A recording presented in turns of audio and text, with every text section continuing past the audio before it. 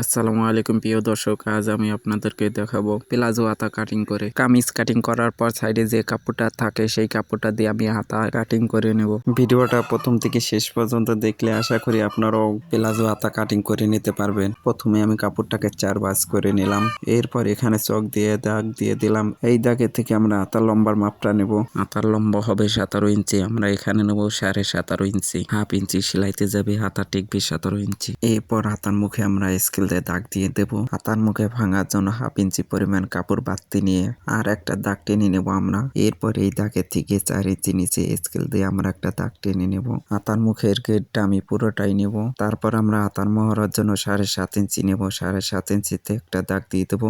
এরপর এই দাগে থেকে শেপ কাট দিয়ে হাতার শেপটা দিয়ে নেব। হাতার শেপ দেওয়া হয়ে গেছে, আশা করি আপনারা বুঝতে পারছেন। আপনারা চাইলেও এইভাবে করে চক দিয়ে রাউন্ড করে দাগ দিয়ে নিতে পারেন। এখন এই দাগের উপর দিয়ে হাতা কাটিং করে নেব আমি। এখানে এই পর্যন্ত রাউন্ড করে কেটে নিলাম। এরপরে এই দাগে থেকে 1.5 ইঞ্চি পরিমাণ কাপড় বাড়তি রেখে হাতার মুখ পর্যন্ত রাউন্ড করে কাটিং করে নেব। তারপরে এই দাগে থেকে রাউন্ড করে হাতার মুখটা কাটিং করে নেব।